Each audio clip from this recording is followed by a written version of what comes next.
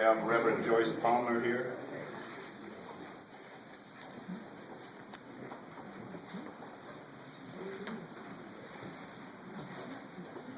Not hearing or seeing anyone, we will move on.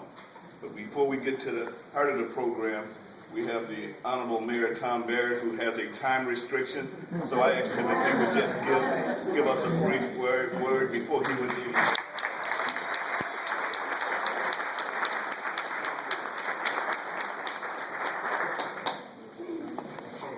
Thank you, Reverend. Let us praise the Lord. Amen. Well, good morning, everyone. I'm crashing the party. And thank you very much for allowing me just to stop by. I'm on my way over to UWM. There's actually it's going on right now, probably about 350 people dealing with the racial achievement gap. And I'm going to be a panelist at 9:45, but I could not drive past here without stopping in. In particular, to thank MICAH and all of its members for all the tremendous work that you do in our community. I was listening to all the speakers and I was thinking just how important it is to have faith-based social justice. And we all come from different faiths. I'm a Catholic. My pastor Aiken is here. As a Catholic, I'm pleased with our new Pope who has taken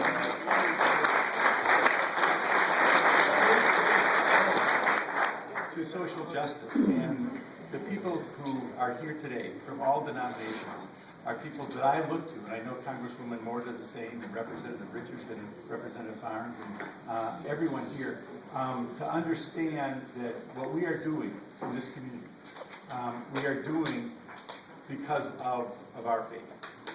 That our faith, for all of us, regardless of what it is what drives us.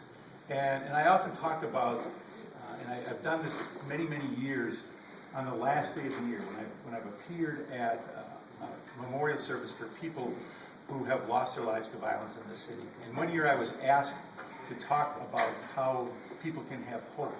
And I was sitting there and I was thinking, how can people have hope when they've just lost a son or a husband or a brother to violence? And as I sat there, I thought, okay, hope. And I actually thought of the letters hope. And I'm going to just do it very, very quickly. But I think that hope starts at home. That if we're in a loving place, regardless how you define your home, that you're going to have hope in your life. Opportunity, and that's one of the things that MICAH fights for on a daily basis, is economic opportunity. That people can have jobs where they can support their family. But the third one is most instructive, I think, for us right here, and that is the P in hope, for prayer or purpose. That here we are on a wonderful Saturday morning in icy Wisconsin. But there's a reason that God put us on this earth. There's a reason that we're on this earth, not just because we're watching football or basketball or going shopping. There's a reason that we're all here. And it's that prayer or that purpose when you can combine it with action. Because yes, without vision we're lost, but without action we are lost as well. It cannot just be a vision, it has to be action. MICAH is so rooted in action. That's what's important. And then the final letter, and the final portion of hope is the E, the education. And that's why I'm going over to UWM right now. Because we know that if we don't educate the young people in this community, that they're not going to have jobs where they can support their families. So if you put those all together, the hope, the opportunity, the prayer, the education, we will create hope. And that's what we all want to do. So as a mayor of this city, I am honored to work with you, and I know there have been times we've worked closely together. I know there have been times when you've been kind enough to point out the mistakes that we have made.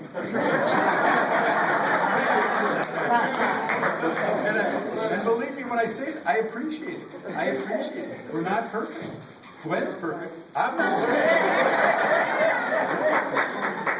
perfect. But again, I want to thank you, and I want to ask you to keep working to improve this community. Thank you very much.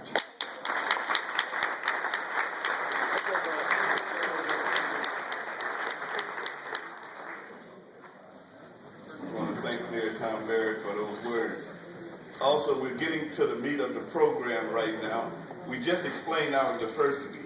MICAH is not only a local organization, we're attached to a state affiliate called Wisdom. So there are 10 other organizations around this state just like this one. Maybe not quite as diverse in far as color and ethnicity because of where they're located, but still for social justice. we're attached of a national affiliate called Gamaliel, who are in other cities throughout this country. But why I say that as far as diversity, sometimes, you know, the Baptist church and certain churches get caught for just being men-centered churches. But the national director of Gamaliel is here today, and make you stand, Anna Garcia Asher.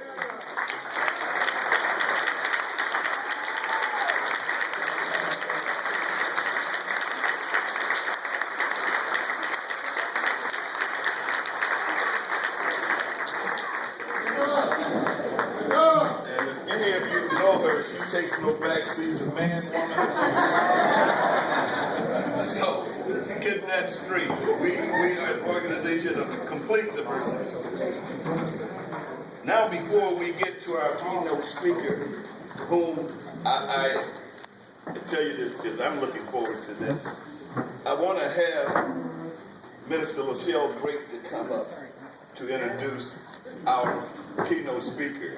But before our speaker comes up, we are going to have a video presentation, and we're going to ask our songstress, Renesia Smith, who's going to come up right before the pastor delivers the message and give us a song that's attached to a video presentation, and pray for video presentations because they sometimes don't go as good. So, Minister LaShelle Drake.